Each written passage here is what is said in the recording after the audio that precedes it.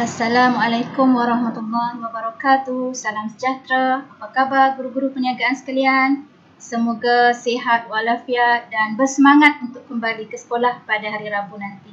Pada hari ini saya akan berkongsi tentang bagaimana cara kita ini menggunakan pemetaan kurikulum rancangan pelajaran tahun 2020 SPM Perniagaan Tingkatan 5 bagi 20 minggu persekolahan yang masih tinggal.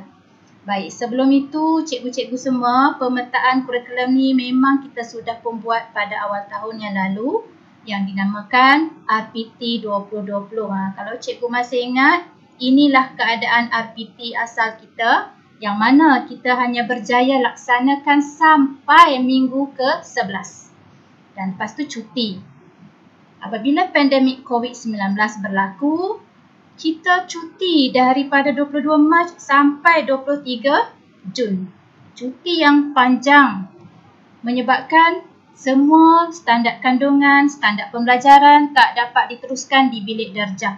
Jadi pemetaan kurikulum yang baru perlu dilakukan kerana minggu persekolahan kita sekarang ni hanyalah tinggal 20 minggu sahaja cikgu-cikgu. Hanya 20 minggu sahaja tinggal. Terpaksalah kita susun semula SK, SP untuk membolehkan semua kontrak dihabiskan.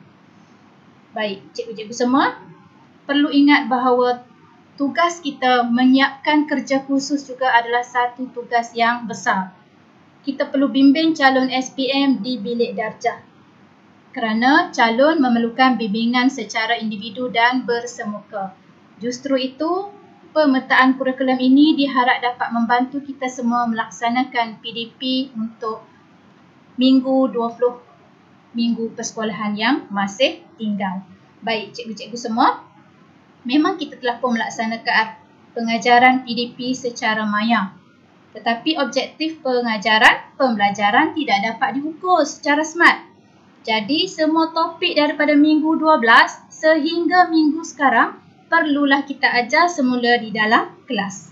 Maka semua RP daripada SK daripada minggu 12 terpaksalah kita bawa ke minggu 24 dalam pemetaan kurikulum yang baru. Kita susun mula standard kandungan, standard pembelajaran, standard prestasi supaya keupayaan murid dapat dinilai pada akhir pengajaran dan objektif pembelajaran dicapai. Jadi bagaimana kita nak habiskan SK dan SP kita ni? Bagaimana cikgu kita nak habiskan? Jawapannya tak lain dan tak bukan ialah mengamalkan pendekatan modular dalam PDP. Apa dia pendekatan modular dalam PDP ni? Ia adalah satu kaedah di mana kita menggabungkan dua atau lebih standard kandungan SK dan SP dalam satu RPH yang disusun secara sistematik dengan pelbagai kaedah teknik yang dilaksanakan mengikut keupayaan murid serta fleksibel. Bermaksud dalam satu waktu pengajaran, kita gabungkan beberapa SK, standard kandungan, ya, supaya kita boleh menyediakan calon SPM kita bersedia untuk menghadapi peperiksaan selain menghabiskan standard kandungan yang telah pun ada di dalam RPT. Okey, cikgu-cikgu sekalian, bagaimana cara kita nak modularkan?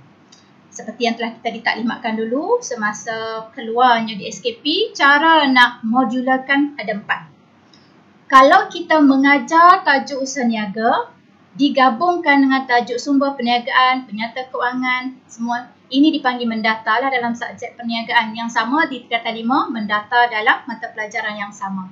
Tapi kalau kita gabungkan dengan tajuk tingkatan 4, maka dia panggil menegak dalam mata pelajaran yang sama. Dan kita tahu bahawa prinsip perekonomian memang subjek yang memang kita guna konsepnya dalam perniagaan. Maka apabila kita menerangkan mengenai akaun untung rugi, kita telah pun melakukan modular merentas mata pelajaran yang lain mendata. Kalau tingkatan 5 silibus tingkatan 5 prinsip akaun. Dan kalau kita terangkan konsep hasil belanja, kita telah melakukan modular menegak merentas mata pelajaran yang lain. Okey, jelas di situ cikgu? Baik, jom kita lihat bagaimana kita nak guna pemetaan semula kurikulum ini. Baik, cikgu mesti tertanya-tanya, kenapa pada minggu 23 saya tak isi dengan standard kandungan serta standard pembelajaran? Jawapannya adalah kerana menurut KPN, Minggu 23 ni hanya ada 2 hari je cikgu. Maka guru-guru hendaklah mengadakan penerapan nilai murni Minggu Orientasi Norma Baharu kepada pelajar tingkatan 5 supaya mereka sentiasa menjaga kebersihan dan mengamalkan penjarakan sosial di sekolah. Sebab mereka yang nak habiskan waktu di sekolah daripada Minggu 23 sampai Minggu 43. Baik. Jadi bila kita nak mula standard kandungan ni? Minggu 24. Pada Minggu 24, kita mula dengan tajuk 4.3 merancang pengenalan perniagaan. Terpulang kat cikgu nak mula dari mana. Tapi pada kajian yang saya buat bersama guru-guru perniagaan seluruh Malaysia, 4.3 adalah tajuk yang paling sesuai untuk kita mulakan dengan kerja kursus. Pada tajuk 4.3 ni, pelajar akan diterangkan maksud API, kepentingan API, format API dan akhirnya menyediakan satu API dalam tempoh masa yang telah ditetapkan. Jadi, apa kita nak buat pada Minggu 24 ni? Kita buat taklimat kerja khusus. Kita baca soalan dan panduan bersama calon. Terpulang kat cikgu nak buat di bilik darjah ke, di dewan yang besar ke. Terpulang, okey. Kita tengok soalan. Soalan ini cikgu perlu baca bersama calon ya. Baca bersama calon, tugasan yang diberikan ini perlu disiapkan mengikut kehendak soalan. Menyediakan satu rancangan perniagaan berdasarkan perniagaan terap makanan, modal, prosedur pendaftaran, tenaga pekerja, utiliti perniagaan, trend persekitaran semasa dan format penyediaan. Kemudian, cikgu jangan lupa terangkan pula apakah kandungan yang perlu ada untuk dapat A, senarai semak. Sebab benda ni pun dah disebarkan kepada cikgu-cikgu semua, maklum kepada mereka.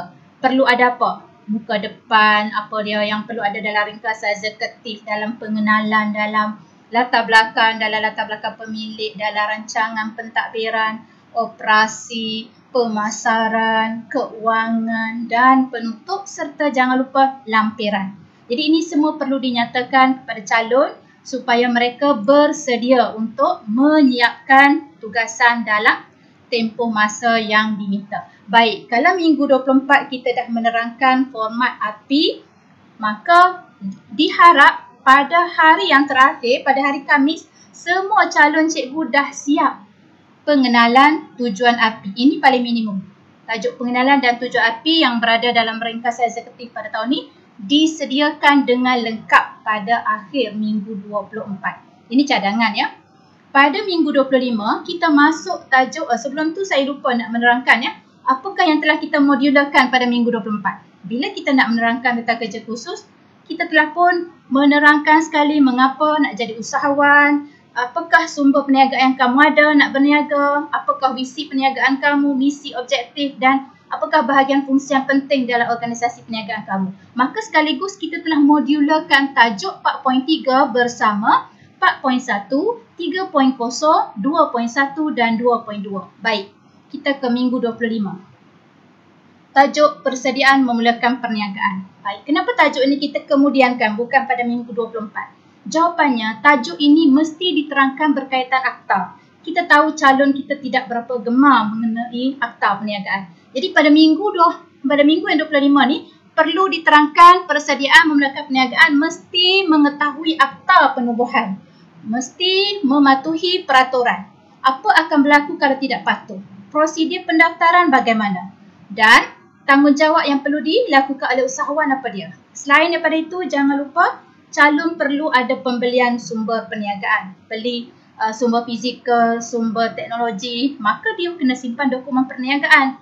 Dan secara amnya, kita telah pun masuk kepada pendekatan modular untuk bentuk pemilikan perniagaan. Bila calon mendaftar perniagaan, milikan tunggal.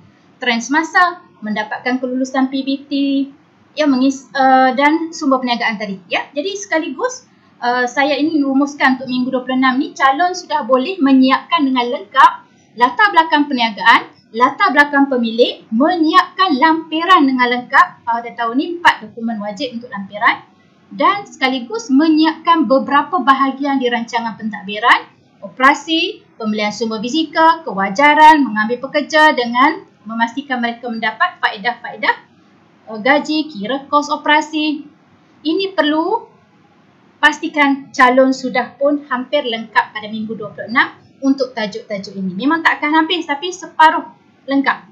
Dan pada seterusnya, jangan lupa penyata aliran tunai adalah dokumen yang wajib disediakan di bahagian kewangan. Dan konsep penyata aliran tunai ini sebenarnya bermula daripada penyimpanan dokumen perniagaan. Okey, minggu 27. Minggu 27 masuk kepada pemasaran jualan. Masih lagi di tajuk persediaan memulakan perniagaan. Kenapa yang ini kita detailkan? Kerana konsep pemasaran sangat penting dalam meningkatkan jualan, melariskan barang.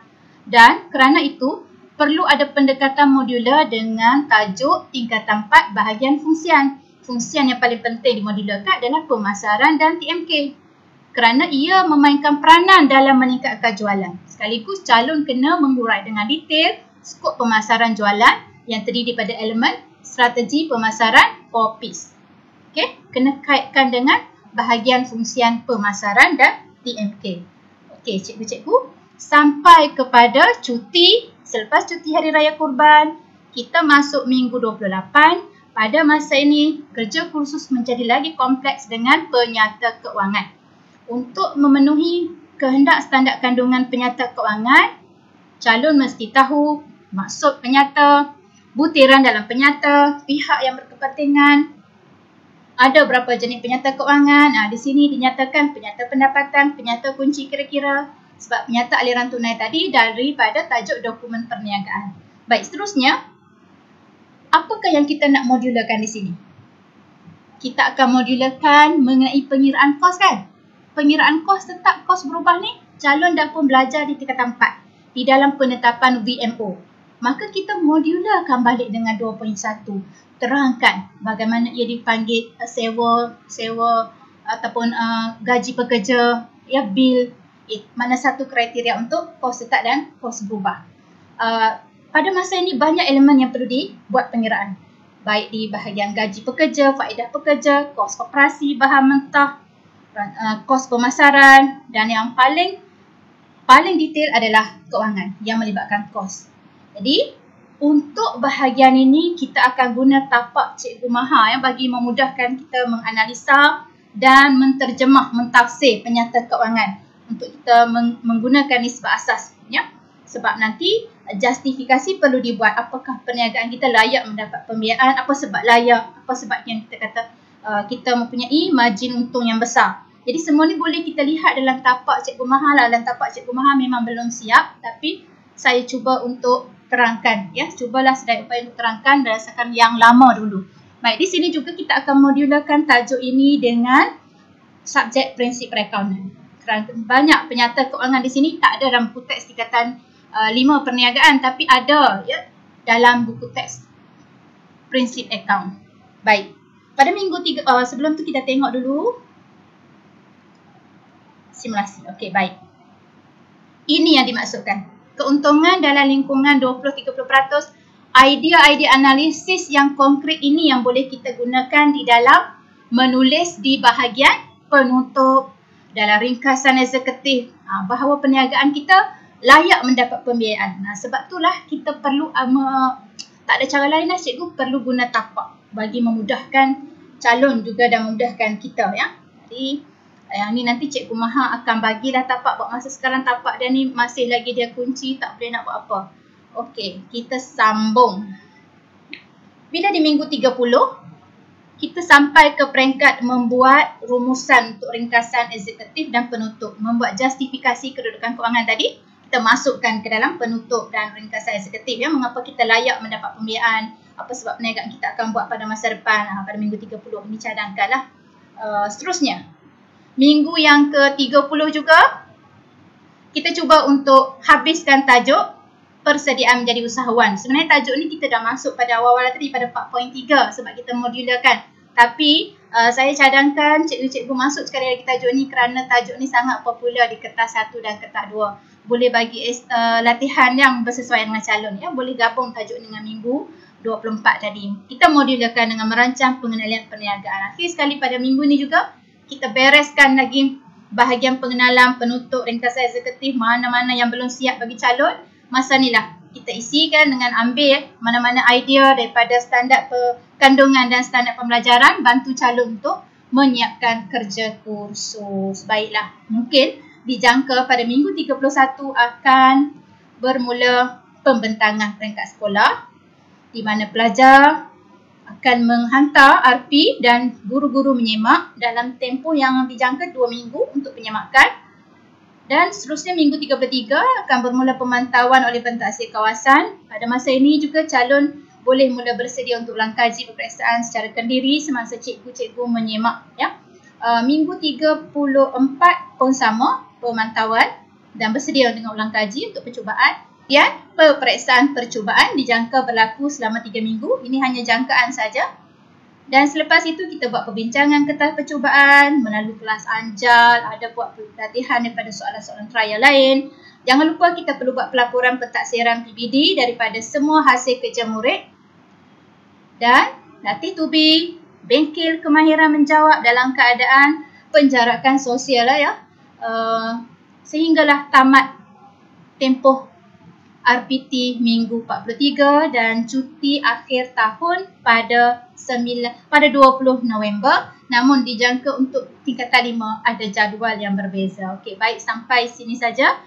Sebarang kesilapan dan kelemahan saya mohon maaf. Sekian, terima kasih.